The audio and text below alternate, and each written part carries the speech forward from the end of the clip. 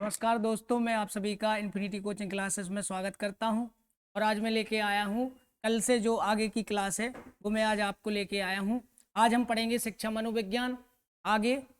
और जो मैंने मनोविज्ञान आपको पढ़ाई है उसका थोड़ा सा पहले रिवीजन करेंगे, उसके बाद हम लोग आगे की तरफ चलेंगे। जो आप लोग नोट्स बना रहे हैं वो सबसे बढ़िया रहेगा। आज हम पढ़ेंगे मनोविज्ञान की प्रकृति, इसके नेचर ऑफ साइकोलॉजी पूरी तरह से पढ़ेंगे। उसके बाद हम पढ़ेंगे शिक्षा मनोविज्ञान की शुरुआत कैसे हुई, क्या क्या हुआ है, कब हुई है। शिक्षा मनोविज्ञान से संबंधित जितनी भी व्याख्या है, जितनी भी व्याख्यात्मक जानकारी आपकी परीक्षा के लिए महत्वपूर्ण है, उतनी ही मैं लेके आया हूँ। ज़्यादा जानकारी भी नहीं है। उसके बाद जब आगे की स्लाइडों में, आगे की क्लासेस में जब मैं पूरा टॉपिक पढ़ाऊंगा आपको, तो पूरी तरीके से जो आप नोट्स तैयार कर रहे होंगे, जो भी बच्चे तैयार कर रहे होंगे, उनके लिए सबसे अच्छा रहेगा। फिर शिक्षा पढ़ेंगे हम। उसके बाद काफ़ी सारी चीज़ें लेके आया हूँ मैं आज आपके लिए। तो उसके पहले मैं आपको चाहता हूँ कि कल का जितना भी मैंने पढ़ाया है थोड़ा सा आपके लिए मैं थोड़ा सा रिवीजन करवा दूँ। कल हम लोगों ने पढ़ा था, एक्चुअली में कल पढ़ा था हमने मनोविज्ञान क्या है, मनोविज्ञान के बारे में पढ़ा था सभी लोगों ने। मनोविज्ञान मनोविज्ञान की शब्द जो है ना, शब्द मनोविज्ञान शब्द की व्याख्या जो की थी, मैं कल आप लोगों को बताना भूल गया था। मनोविज्ञान शब्द सर्वप्रथम किसने प्रयोग किया, ये क्वेश्चन भी बनता है और काफी बार बना है और कई सारे एग्जामों में आया हुआ है। मनोविज्ञान शब्द की उत्पत्ति 1590 में, 1590 में रूडोल्फ रूडोल्फ गोल्काय नामक मनोवैज्ञानिक ने की थी। रूडोल्फ गोल्काय सबसे सर्वप्रथम मनोविज्ञान का नहीं, मनोविज्ञान शब्द का सर्वप्रथम प्रयोग 1590 में रूडोल्फ गोल्काय ने किया था। अब हमने कल आपको क्या पढ़ाया था, कल का अगर हम रिवीजन करना चाहें, कल मैंने आपको पढ़ाया था मनोविज्ञान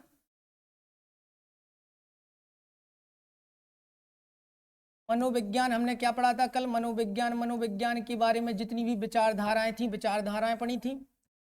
सबसे पहले मनोविज्ञान की हमने कितनी विचारधाराएं पढ़ी, सबसे पहले आप लोगों को याद होगा आत्मा, आत्मा के बाद मन, मन के बाद चेतना, चेतना के बाद क्या था, और जो आज के रूप में स्वीकार है वो है व्यवहार। ये चार विचारधाराएं थी मनोविज्ञान की, आत्मा, मन, चेतना और व्यवहार। आत्मा के लिए और मन के लिए, चेतना के लिए सभी मनोवैज्ञानिकों ने अलग अलग काम किया है। सबसे पहले कुछ मनोवैज्ञानिकों ने मनोविज्ञान को आत्मा का विज्ञान कहा, कुछ ने मन का विज्ञान कहा, किसी ने चेतना का कहा और किसी ने व्यवहार का कहा। आत्मा का विज्ञान कहने वालों में कौन कौन से शामिल थे, अरस्तु, डेकार्टे,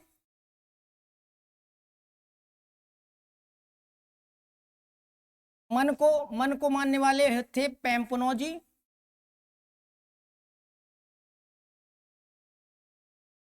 पैम्पुनोजी, किसी किसी किताब में पैम्पोलॉजी भी लिखा रहता है। चेतना के रूप में सबसे पहले जिनका सबसे ज्यादा नाम आता है उनका नाम है विलियम बुंट। क्या नाम था, विलियम बुंट। विलियम बुंट के बारे में आप लोगों को मैंने कल बताया था कि इन्होंने सर्वप्रथम मनोविज्ञान की प्रयोगशाला इन्होंने खोली थी लिपजिंग नामक शहर में, जो जर्मनी में है।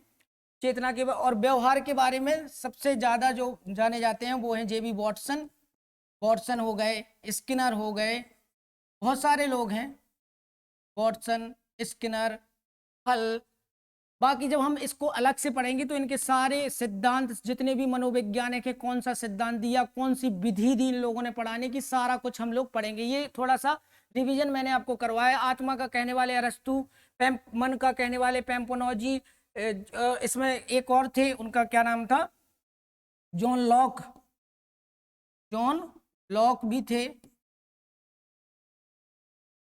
चेतना का कहने वाले विलियम बुंट, व्यवहार का कहने वाले वॉटसन और स्किनर। इतने लोग थे, इन लोगों की विचारधाराएं हमने पढ़ी हुई हैं। मनोविज्ञान में किस सब्जेक्ट को किससे निकला है, ये दर्शन शास्त्र से निकला हुआ है। किससे निकला है, दर्शन शास्त्र से। दर्शन शास्त्र को मनोविज्ञान का पिता कहा जाता है, फादर ऑफ साइकोलॉजी। दर्शन शास्त्र को किसका पिता कहा जाता है? मनोविज्ञान का पिता। तो ये 4 विचारधाराएं थी, आत्मा, मन, चेतना और व्यवहार, जो हमें थोड़ा सा याद रखने की जरूरत है।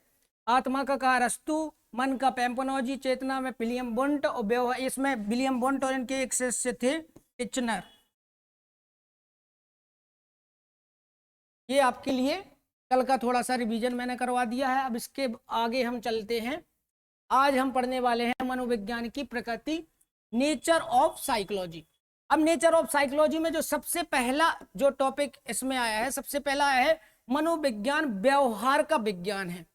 मनोविज्ञान व्यवहार का विज्ञान है, अर्थात हम किसी भी प्राणी या व्यक्ति के व्यवहार को जांच करना, उसकी कैसी पर्सनालिटी है, उसकी व्यवहार से उसके बारे में अंदाजा लगाना या बहुत सारी चीजों पर निर्णय लेना, यही तो एक मनोविज्ञान है। इसलिए मनोविज्ञान की पहली प्रकृति है, मनोविज्ञान को व्यवहार का विज्ञान कहा गया है। मनोविज्ञान में मानव तथा पशु के सभी प्रकार के व्यवहारों का अध्ययन किया जाता है, सभी प्रकार के व्यवहारों का अध्ययन किया जाता है। जिस प्रकार की वो बात कर रहे हैं, उनकी क्या मानसिकता है, वो किस तरह से उनकी अभिवृत्ति है, जितनी भी टाइप की चीजें हैं उनके मन के, उनके व्यवहार से ही हम लोग मनोविज्ञान में इसका अध्ययन करते हैं। इसलिए मनोविज्ञान व्यवहार का विज्ञान है। मनोविज्ञान मनोसामाजिक विज्ञान है। मनोविज्ञान के माध्यम से व्यक्ति के विकास का क्रमबद्ध अध्ययन किया जाता है, व्यक्ति के विकास का।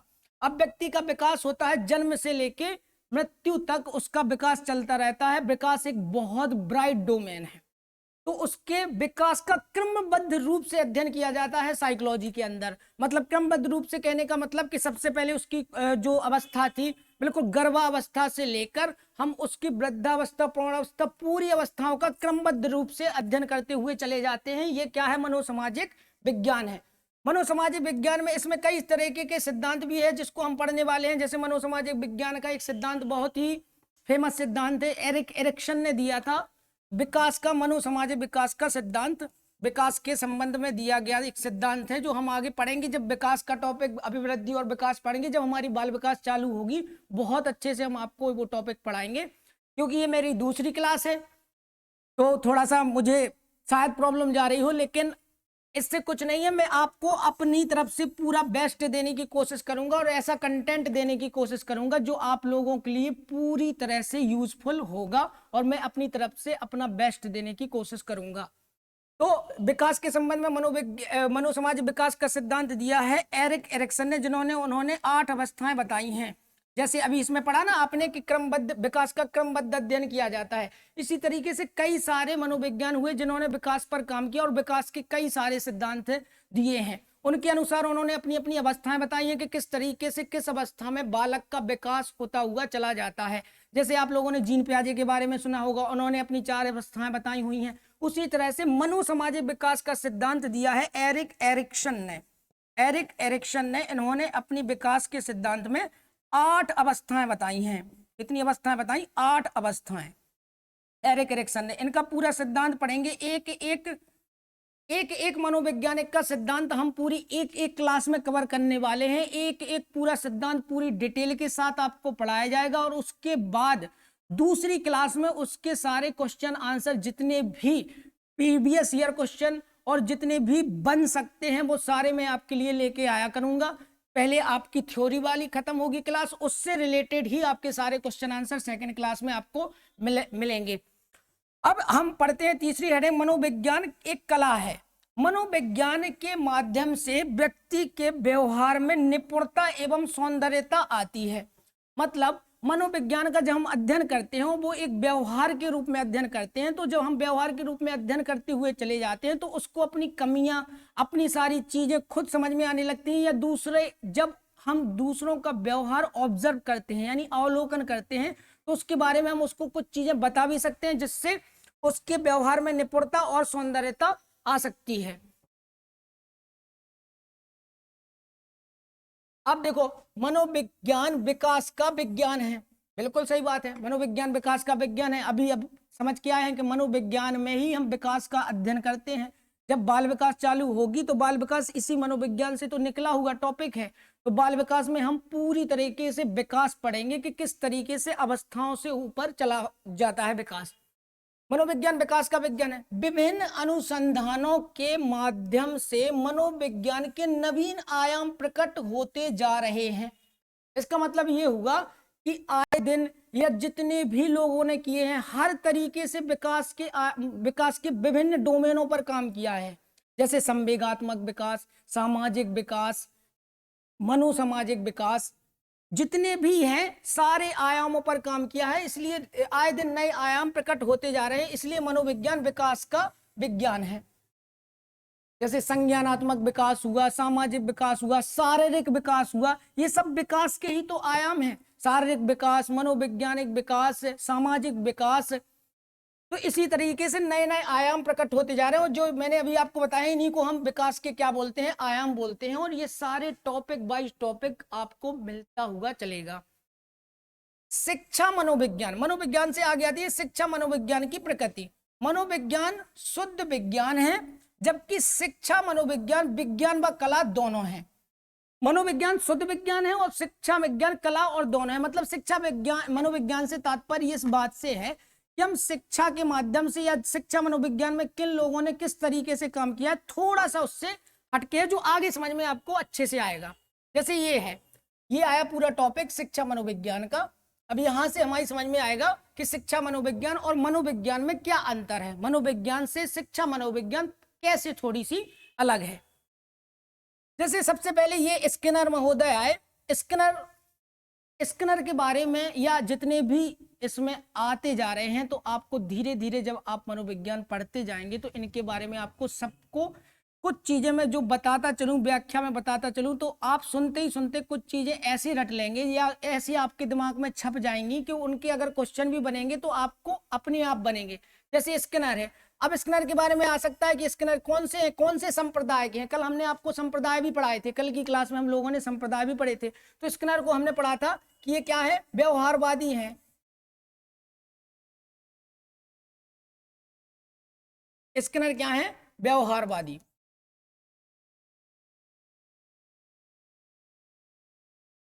व्यवहारवादी। तो शिक्षा के स्किनर के अनुसार शिक्षा मनोविज्ञान का जन्म अरस्तु से हुआ है। इनके अनुसार के जो सबसे पहले अरस्तु से शिक्षा मनोविज्ञान या अरस्तु ने सबसे पहले शिक्षा मनोविज्ञान पर कोई बात की है।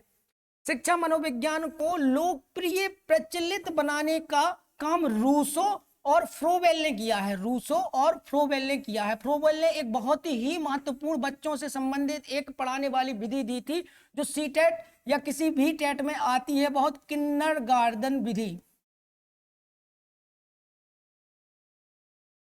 किंडरगार्टन विधि के जन्मदाता माने जाते हैं फ्रोबेल माने जाते हैं। किंडरगार्टन विधि, इन्होंने एक पढ़ाने से संबंधित, बच्चों को पढ़ाने से संबंधित किंडरगार्टन नाम की एक विधि दी थी, जो छोटे बच्चों को पढ़ाने में बहुत प्रचलित या बहुत लोकप्रिय है। तो स्किनर के अनुसार यह शिक्षा मनोविज्ञान को लोकप्रिय बनाने का काम रूसो और फ्रोबेल ने किया। रूसो की एक बहुत ही प्रसिद्ध किताब है जो नीचे लिखी हुई है। रूसो का शिक्षा पर लिखा गया प्रसिद्ध ग्रंथ, रूसो का शिक्षा पर लिखा गया प्रसिद्ध ग्रंथ एमील है। ये कई बार पूछा गया है, यूपी टेट के लिए सबसे महत्वपूर्ण है ये वाली जो किताब का नाम है एमिल। या कई सारे मनोविज्ञान है जिन्होंने बहुत सारी किताबें लिखी। इसका एक अलग से सेशन लेंगे हम लोग, जिनमें हम लोग यही पढ़ेंगे कि किस मनोविज्ञान ने कौन सी किताब दी है, किस मनोविज्ञान ने। शिक्षा मनोविज्ञान को मनोविज्ञान स्वरूप प्रदान करने वाले विद्वान पेस्टोलॉजी एवं हर्बर्ट हैं। पेस्टोलॉजी ने एक अपनी ही छोटी सी बच्ची पर प्रयोग किए। बहुत सारे मनोवैज्ञानिक ऐसे हुए हैं जिन्होंने अपने ही बच्चों पर प्रयोग किया है। जैसे अल्बर्ट बंडूरा हो गए, पेस्टोलॉजी हो गए। इन्होंने अपने बच्चे का व्यवहार ऑब्जर्व करके बहुत सारे सिद्धांत दिए। जैसे इन्होंने एक बेबी ग्राफ नाम का एक दिया था पेस्टोलॉजी ने। हर्बर्ट ने भी बहुत सारी, जैसे पंचपदीय प्रणाली हर्बर्ट ने दी है, जो शिक्षण में है पंचपदीय प्रणाली, जो आप पढ़ेंगे। लेकिन यहाँ पे मैं क्यों आपको ये पॉइंट बताता चल रहा हूँ, इसलिए ताकि आपको थोड़ा बहुत इनके बारे में नॉलेज होता चले, या फिर जितने भी यहाँ पे मैंने पॉइंट आपको बताए हैं इन सबको हम डिटेल में भी डिस्कस करेंगे आगे। पंचपदीय प्रणाली के जन्मदाता माने जाते हैं। एक शिक्षण में महत्वपूर्ण, शिक्षण की पंचपदीय प्रणाली किसने दी है, शिक्षण की पंचपदीय प्रणाली हर्बर्ट महोदय ने दी है। आधुनिक शिक्षा मनोविज्ञान का जन्म, आधुनिक शिक्षा मनोविज्ञान का जन्म 1900 ईस्वी में हुआ। शिक्षा मनोविज्ञान को एक अलग विषय के रूप में, एक अलग विषय के रूप में मान्यता 1920 में मिली। अब ये क्वेश्चन बन सकता है या शायद बना भी है कि शिक्षा मनोविज्ञान को एक अलग विषय के रूप में, पहले मनोविज्ञान और ही के साथ में ही शिक्षा मनोविज्ञान पढ़ा जाता था, लेकिन 1920 में शिक्षा मनोविज्ञान को मनोविज्ञान से अलग एक विषय के रूप में मान्यता कब मिली? 1920 में अमेरिका में मिली। अमेरिका में कहा? American psychological association America agency के द्वारा 1940 में शिक्षा मनोविज्ञान पर सबसे पहले शोध का कार्य प्रारंभ किया गया। सबसे पहले शोध का कार्य प्रारंभ अमेरिका में किस एसोसिएशन में हुआ है? ये वैसे तो पूछा नहीं गया है अभी तक, लेकिन मुझे लगा कि शायद पूछ लेंगे या कोई ऐसा फैक्ट है ये। तो अमेरिकन साइकोलॉजिकल एसोसिएशन में 1940 में शिक्षा मनोविज्ञान पर सबसे पहले शोध का कार्य प्रारंभ यहीं पे हुआ। अब हम पढ़ेंगे शिक्षा के बारे में। इस शिक्षा के बारे में यहां से क्वेश्चन पूछा जाता है, खासतौर से यूपी टेट, एमपी टेट में जरूर पूछा गया है और पूछे जाने की प्रबल संभावना है शिक्षा पर। तो शिक्षा अंग्रेजी भाषा के शब्द एजुकेशन का हिंदी रूपांतरण है। ये बात मुझे लगता है सबको पता है, क्योंकि ये अटल सत्य बात है। ये एक अटल सत्य है कि शिक्षा अंग्रेजी भाषा के शब्द एजुकेशन का, कितनी अच्छी बात है, एजुकेशन का हिंदी रूपांतरण है, जो लैटिन भाषा के एजुकेटम से बना है। ये है इंपॉर्टेंट फैक्ट। शिक्षा एजुकेशन शब्द पूछ सकता है कि किस भाषा से बना है, तो लैटिन भाषा के किस शब्द से? एजुकेटम से बना है, शब्द से बना है, जिसका अर्थ अंतः शक्तियों का या अंतःनिहित शक्तियों का विकास करना। शिक्षा संस्कृत के शिक्ष धातु से बना है, जिसका अर्थ है सीखना। ठीक है, तो अंग्रेजी के लैटिन भाषा से एजुकेटम शब्द से बना हुआ है एजुकेशन शब्द, जिसका अर्थ होता है व्यक्ति के अंतर्निहित शक्तियां। व्यक्ति के अंदर बहुत सारी शक्तियां होती हैं मनोवैज्ञानिकों के अनुसार, जिनकी उसको खुद पता नहीं रहता कि मुझमें क्या काबिलियत है या कितनी शक्तियां दे रखी हैं भगवान ने। तो उनका ज्ञान हो जाना ही शिक्षा है। जैसे आपको कोई चीज पता चलेगी कि अरे आप तो ये काम भी कर सकते हैं, है ना। जैसे मुझे पता चली अरे मैं पढ़ा भी सकता हूँ, या मैं पढ़ा सकता हूँ, या मैं टीचर भी बन सकता हूँ, तो मैंने ये किया, तो शायद ये कोई छुपी हुई शक्ति होगी। अब इन पर कई सारे मनोवैज्ञानिकों का तो कोई काम ही नहीं रहा है भाई साहब, मनोवैज्ञानिकों का कोई काम नहीं है। उन्होंने कुछ ना कुछ कहना ही है, उन्हें अपनी बात आप लोगों को याद करवाना ही है। तो उनका कुछ काम नहीं है, वो कुछ ना कुछ कह के ही चले गए हैं। अब जैसे महात्मा गांधी है, अब इन्होंने क्या कुछ नहीं किया, अब यहाँ पे भी इन्होंने अपना बेस्ट दे के गए हैं। महात्मा गांधी हर जगह अपना बेस्ट देना है उन्हें, रविंद्रनाथ टैगोर के अनुसार। लेकिन ये बहुत अच्छे, इन्होंने इस पर काफी काम किया है। इन्होंने कलकत्ता में एक बहुत ही, आप लोग कमेंट बॉक्स में लिख के दिखाएंगे कि उन्होंने कलकत्ता में किस कॉलेज की स्थापना की थी।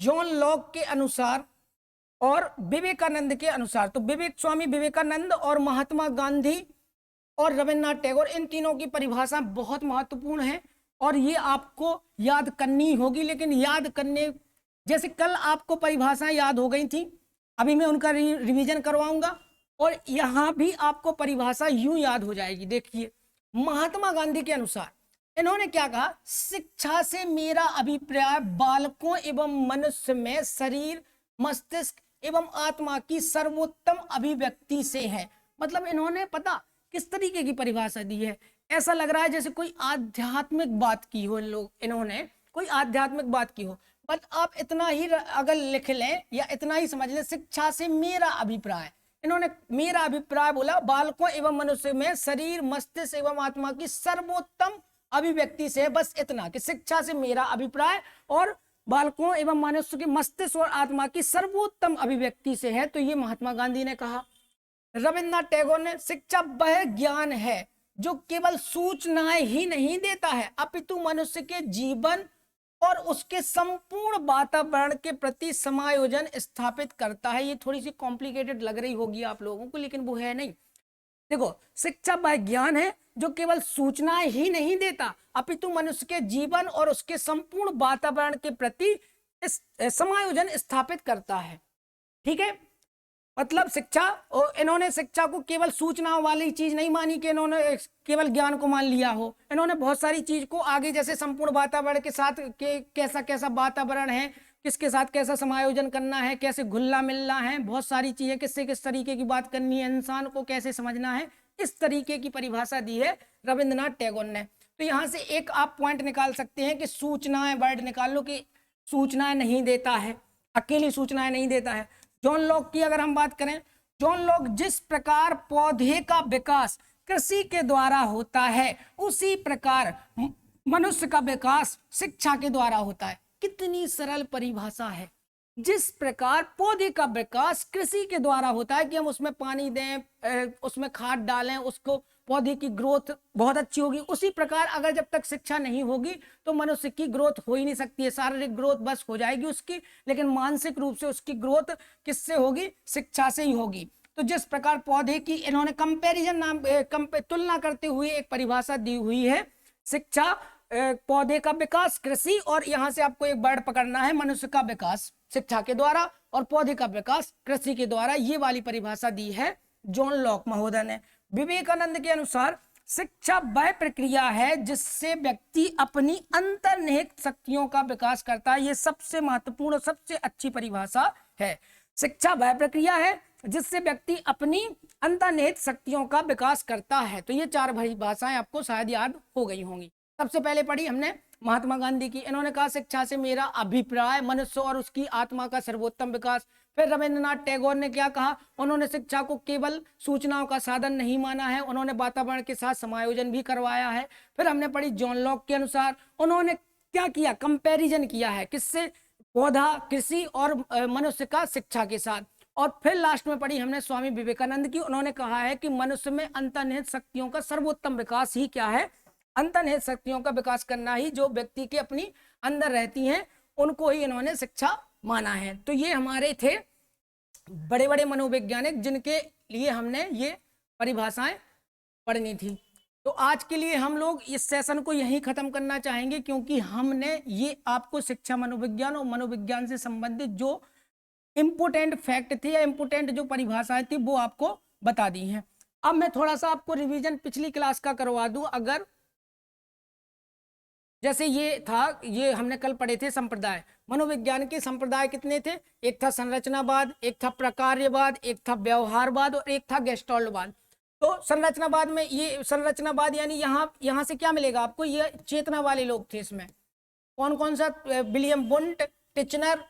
प्रकारवाद या इसको फंक्शनलिज्म भी बोलते हैं, इनके जॉन डीवी ने बहुत अच्छे प्रोग्रेसिव स्कूल खोले थे। इन्होंने क्या खोले थे?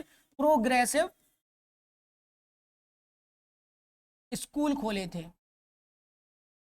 ठीक है, विलियम जेम्स आदि हैं। व्यवहारवाद, इस संप्रदाय के प्रतिपादक जेबी वॉटसन को माना जाता है। व्यवहारवाद के जेबी वॉटसन, प्रकारवाद के जॉन डीवी या विलियम जेम्स, संरचनावाद के विलियम वुंट। और एक और था गेस्टाल्टवाद, जो बहुत महत्वपूर्ण है। कल हमने आपको गेस्टाल्टवाद के बारे में बताया था कि ये लोग किसी भी चीज को समग्र रूप में देखते हैं। गेस्टाल्टवादी जितने भी हैं, जैसे कोपका हो गए, कोहलर हो गए, ये गेस्टाल्टवादी हैं। इनके सभी के अपने अपने सिद्धांत हैं। जब हम पढ़ेंगे तो सबसे पहला ये चीज आपको क्यों पढ़ाई जा रही है? क्योंकि जब हम इनके सिद्धांत पढ़ेंगे तो आपसे क्वेश्चन ही पूछा जाता है कि ये गेस्टाल्टवादी हैं या ये व्यवहारवादी हैं, ये संरचनावादी हैं कि ये प्रकारवादी हैं। ठीक है, तो इसलिए आपको पहले से ही बता दिया गया है कि ये किस तरीके से डिवाइडेशन था, क्यों इन लोगों ने स्कूल्स बनाए अलग अलग, क्योंकि इनकी विचारधाराएं अलग अलग थी। विलियम वुंट की अलग विचारधारा थी, व्यवहारवादियों की अलग थी, प्रकारवादियों की अलग थी, इसलिए इनके सिद्धांत भी अलग अलग हुए और ये वाले क्वेश्चन बनते हैं। इसलिए ये मनोविज्ञान के अंतर्गत हमें पढ़ना पड़ता है, इसलिए हमने इसको आपको पहले से बता दिया।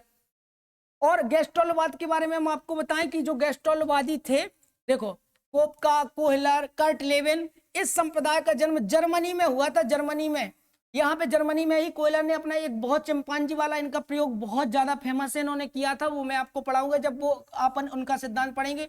लगभग 1912 ईस्वी में इसका जन्म हुआ। गेस्टाल्टवाद शब्द का अर्थ है समग्र रूप, आकृति, संरचना आदि। मतलब किसी भी रूप को समग्र रूप में देखना। अब इसका मतलब आपको जब हम मैं सिद्धांत पढ़ाऊंगा आपको, तब इसका और अच्छे से आपको मतलब समझ में आएगा।